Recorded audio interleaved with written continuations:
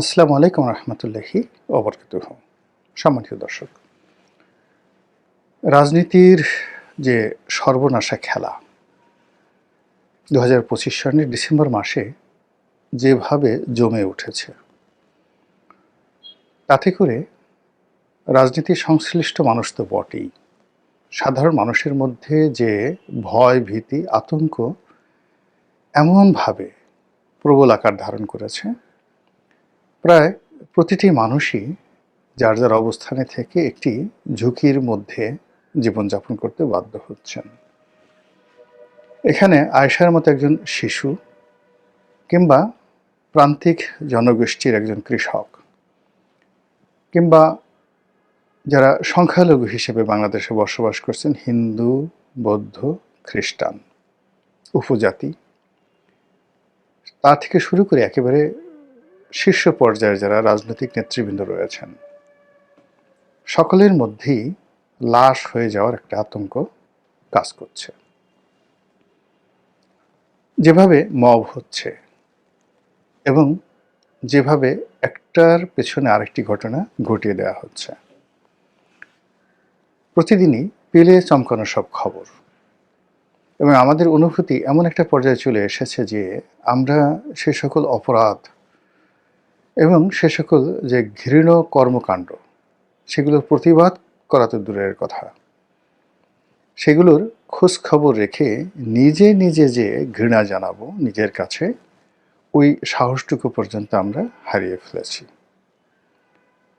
অল্প কয়েকজন মানুষ এই মুহূর্তে বা সারা বাংলাদেশে কথা বলছেন, আর দেশের বাইরে থেকে বা দেশের ভিতরে থেকে বেশিরভাগ মানুষ সেই যে এখন যে স্রোত চলছে, সেই স্রোতের অনুকূলে তারা কথাবার্তা বলছেন, গালাগাল করছেন এবং একটার পর একটা অনার সৃষ্টি তৈরি করে যাচ্ছেন। মানুষের এই বিষাদকে কাজে লাগিয়ে ব্যবসা করা, রাজনীতি করা, রাষ্ট্র ক্ষমতা দখল করা কিংবা রাষ্ট্র ক্ষমতার ভাগ নেওয়ার মতো জঘন্য কর্মকাণ্ড করতে গিয়ে রাজনৈতিক যারা নেতৃবৃন্দ রয়েছেন তারা তো বটেই, তার সঙ্গে তাদের যারা দোসর রয়েছেন দেশে এবং দেশের বাইরে, পিয়ন, ড্রাইভার, ঝাড়ুদার থেকে শুরু করে মানে যারা ক্ষমতাধর, তাদের যারা হাতল বা তাদের যারা তাবেদার, তাদের যারা হাতিয়ার, সবাই এখন আমজনতার উপরে ঝাঁপিয়ে পড়ার জন্য যে রণপ্রস্তুতি শুরু করেছে, তার ফলে মানুষের মনে একটা দ্রোহের আগুন জ্বলছে। এবং এই যে নোংরামিগুলো যা কিছু হচ্ছে, এর সব কিছুর মূলেই রাজনীতির অভিলাষ রয়েছে, রাজনীতির চক্রান্ত রয়েছে, এতে কোনো সন্দেহ নেই। আমাদের বাংলাদেশে কিংবদন্তির জনপ্রিয় সঙ্গীত শিল্পী আব্দুল আলিম, তো আব্দুল আলিমের একটি বিখ্যাত গান রয়েছে, তুমি সর্প হয়ে দংশন করো, উজা হয়ে ঝাড়ো, তুমি মারো, তুমি বাঁচাও, বা তুমি হাকিম হয়ে হুকুম করো, পুলিশ হয়ে ধরো। তো এই যে তার গানের যে অন্তর্নিহিত তাৎপর্য, এটি তিনি বিধাতাকে উদ্দেশ্য করে বলেছেন, কিন্তু সেই যে তার যে বক্তব্যের অন্তর্নিহিত তাৎপর্য যদি আপনি ২০২৫ সনের রাজনীতিতে নিয়ে আসেন, তাহলে দেখবেন যে যিনি হত্যাকারী তিনি মায়া কান্না কাঁদছেন, যিনি হত্যাকারী তিনি একদিকে চোখের পানি ফেলছেন, আবার অন্যদিকে গিয়ে দেখা যাচ্ছে যে উল্লাস নৃত্য করছেন। যিনি হত্যাকাণ্ডের শোক প্রকাশের জন্য বিরাট মিছিল করছেন, আবার একটু পরে মদের আসরে বসে তিনি হাসাহাসি করছেন এবং সেই ছবিও প্রকাশ হয়ে যাচ্ছে। তো এরকম আসলে যে নোংরামি, রাজনীতির যে নোংরামি, এই নোংরামি আমাদের দেশে কখনো হয়নি। আমরা অতীতে বিভিন্ন গোয়েন্দা সংস্থা, বিভিন্ন রাজনীতির মধ্যে গডফাদারের যে কার্যক্রম বা আন্ডারওয়ার্ল্ডের ডন হওয়ার যে অভিলাষ, এটা পাকিস্তান জামানা থেকে দেখে এসেছি। একসময় সেই ঢাকা শহরে কুখ্যাত পাঁচপাত্র ছিল, একসময় চাকু মহিউদ্দিন, একসময় সেই বাস্টার সেলিম, এরা যেভাবে ছিলেন তার সঙ্গে সঙ্গে মুক্তিযুদ্ধের পর বা মুক্তিযুদ্ধের আগে রাজনীতির নিয়ন্ত্রণ করার জন্য বিভিন্ন রকম বাহিনী ছিল। কারা ছিলেন আপনারা জানেন। তাদের মধ্যে কেউ কেউ খুবই নিন্দিত হয়েছিলেন, যেমন এনএসএফ। সেই এনএসএফের যারা সদস্য ছিল, মোনায়েম খায়ের কসাই বাহিনী ছিল। আবার এরশাদ যখন ঢাকা বিশ্ববিদ্যালয়ে নতুন বাংলা ছাত্র সমাজ করেছিলেন, যাদের উপর ক্রোধ দেখাতে গিয়ে ঢাকা বিশ্ববিদ্যালয়ের এফ রহমান হলটিকে জ্বালিয়ে পুড়িয়ে ছারখার করে দেওয়া হয়েছিল। কিন্তু এখন কি হচ্ছে?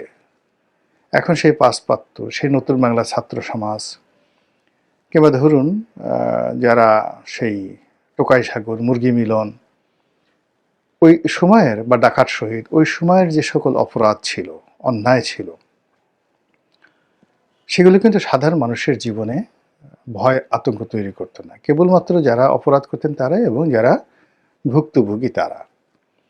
২ নম্বর হলো রাষ্ট্রের সর্বোচ্চ পর্যায়ে যারা ছিলেন, পুলিশের আইজি, সেনাবাহিনীর প্রধান, প্রধান বিচারপতি, বিচারপতি যারা আছেন তারা, পুলিশের ওসি, এসপি, সিভিল অ্যাডমিনিস্ট্রেশনের ডিসি, তারা সন্ত্রাসীদের ভয়ে থরথর করে কাঁপবেন।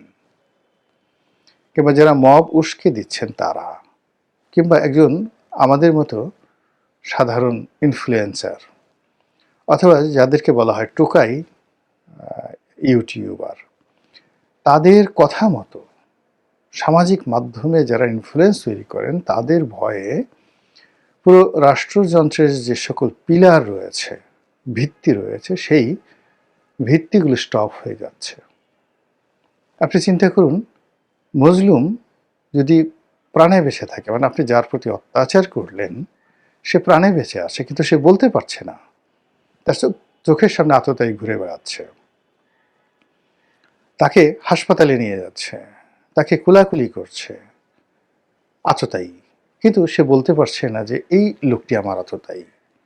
এ কেমন অবিচার!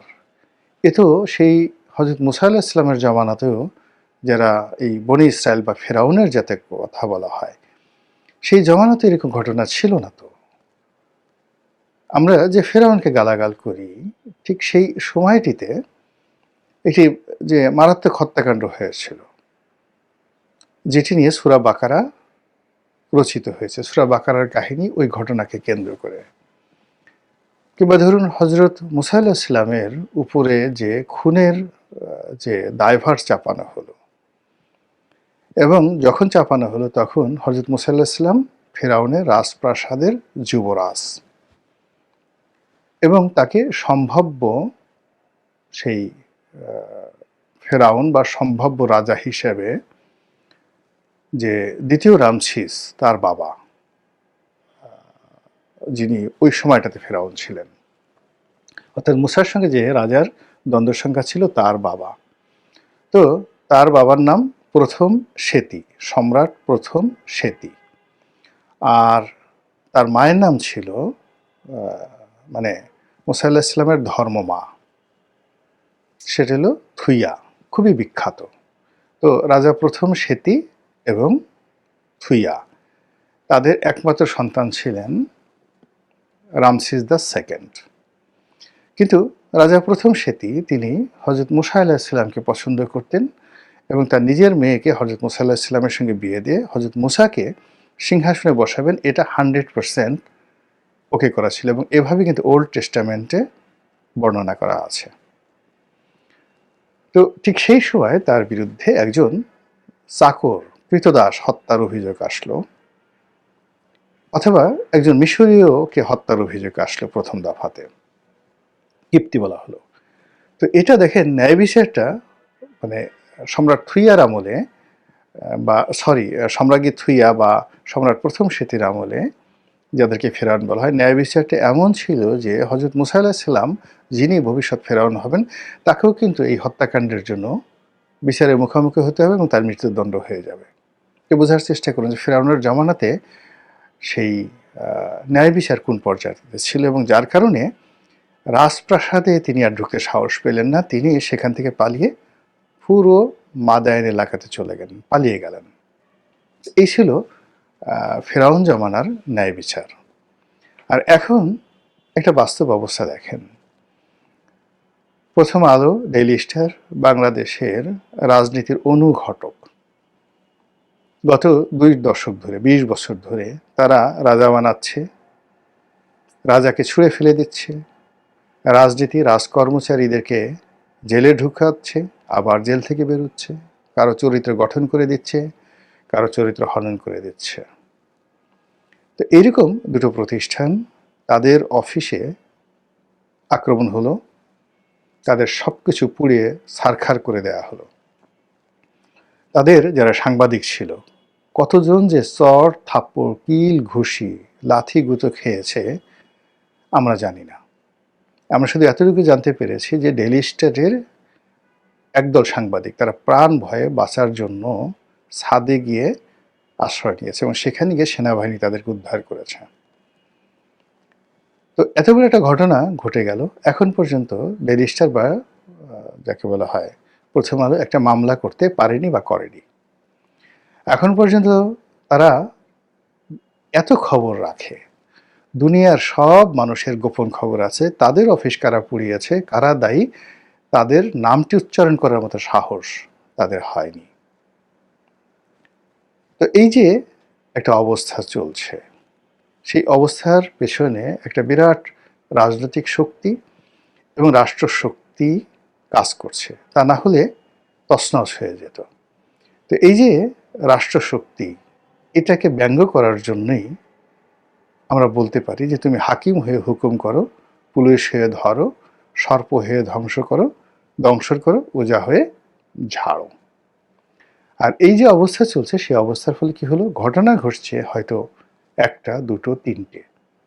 আমাদের এই সমাজের যে নর্মাল ক্রাইম রেট আছে, এটা সবসময় ছিল। 18 কোটি মানুষের অর্থনীতি, 18 কোটি মানুষের রাজনৈতিক আশা আকাঙ্ক্ষা, এবং আমাদের দেশের যে 6টি ঋতু, এর সঙ্গে সামঞ্জস্য রেখে আমাদের দেশে অপরাধ কর্ম সংগঠিত হয়, কখনো বাড়ে কিংবা কখনো কমে। তো সেই দিক থেকে অপরাধ যে এখন হচ্ছে, এটা খুব স্পেশালিটি কিছু নেই, অপরাধ হচ্ছে। কিন্তু সমস্যা হলো অন্য সময়টাতে অপরাধীকে ধরা যায়, অপরাধীর বিরুদ্ধে জনমত গঠন করা যায়, অপরাধীকে পালাতে হয়। আর এখন এমন অবস্থা হয়ে গেছে যে ওই যে সমাজে প্রভাবশালী লোকজনদের মতো, যেটা আন্ডারওয়ার্ল্ডে হয়, আপনার চোখের সামনে ধর্ষণকারী ঘুরে বেড়াচ্ছে, আপনি বলতে পারছেন না। চোখের সামনে হত্যাকারী বা যারা হত্যার চেষ্টা করেছে তারা ঘুরে বেড়াচ্ছে। যারা দেশটিকে তছনছ করে দেওয়ার জন্য, দেশের স্বাধীনতা সার্বভৌমকে তছনছ করে দেওয়ার জন্য যারা ফন্দি এবং ফিকির করছে, আপনি জানেন, আমি জানি, জনগণ জানে, কিন্তু আমরা বলতে পারছি না। আর বলতে না পারার কারণে প্রায় সব মানুষের মধ্যে এক ধরনের ফ্রাস্ট্রেশন তৈরি হচ্ছে। সব মানুষের মধ্যে এক ধরনের, যাকে বলা হয়, আতঙ্ক তৈরি হচ্ছে। মানুষের চিন্তা শক্তি বিলীন হয়ে যাচ্ছে। নতুন কোনো কিছু তারা করবেন, উদ্ভাবন করবেন, মানে আবিষ্কার করবেন, নতুন একটি কর্ম সৃজন করবেন, তৈরি করবেন, তারপরে ঝুঁকি নিয়ে শিল্প, কল কারখানা, ব্যবসা বাণিজ্য করবেন। এই পুরো যে মানবিক প্রক্রিয়াটি রয়েছে, অর্থাৎ মানুষের 5টি ইন্দ্রিয় যেভাবে কাজ করে, অর্থাৎ আপনি একটা ঘ্রাণ শুনলেন ভালো, ওটা থেকে আপনার মনে হবে যে আমি একটা ভালো খাবার খাই অথবা একটা ভালো রেস্টুরেন্ট দেই। আপনি ভালো একটা দৃশ্য দেখলেন, সেই দৃশ্য আপনাকে স্বপ্ন কাতর করে তুলবে। আপনি আঘাতপ্রাপ্ত হলেন, আপনি প্রতিবাদী হবেন। ভালোবাসা পেলে আপনি বিনয়ী হবেন। এই যে মানুষের 5টি ইন্দ্রিয়, চক্ষু, কর্ণ, নাসিকা, জিহ্বা, ত্বক, এটার সাহায্য এবং এটার অনুভূতি আপনার মনোমস্তিষ্কে যে উদ্দীপনা তৈরি করছে, এটা হচ্ছে না। দ্বিতীয়ত হলো আপনার অভিজ্ঞতা, আপনার জ্ঞান, আপনার গরিমা। এটি দিয়ে আপনি মানুষের মতো চিন্তা করবেন, হচ্ছে না। তৃতীয়ত হলো যে আপনার অভাব অথবা আপনার সম্পদ। এটি নিয়ে আপনি লড়াই করবেন, সংগ্রাম করবেন। একেবারে একটা পরিবর্তন করবেন, ভেঙে চুরে নতুন একটা কিছু তৈরি করবেন। এটাই হলো মানুষের বৈশিষ্ট্য। এরপর আপনি বসে থাকবেন না। আপনি সবসময় কর্মপ্রবণ হবেন, ঘুরে বেড়াবেন এবং এভাবেই পৃথিবী সভ্যতার পাদপীঠে চড়ে বসে। একটি সভ্যতা থেকে আরেকটি সভ্যতার উত্তরণ ঘটে। কিন্তু বর্তমান সময় আপনার ন্যায় বিচার, অভাব, আতঙ্ক, হতাশা, রাজনীতির কোনো স্বপ্ন দেখতে না পাওয়া, আর ওই যে অজানা ভয়, সব মিলিয়ে মানুষের মানবিক সত্তাটাকেই নষ্ট করে দিয়েছে। ফলে আমাদের যে সভ্যতার যে চাকাটা যেটা ঘুরছিল, সেটি এখন উল্টো দিকে ঘুরে অসভ্যতার দিকে চলে যাচ্ছে। মহান আল্লাহ আমাদের সবাইকে হেদায়েত দান করুন এবং হেফাজত করুন। আসসালামু আলাইকুম ওয়া রাহমাতুল্লাহি ওয়া বারাকাতুহু।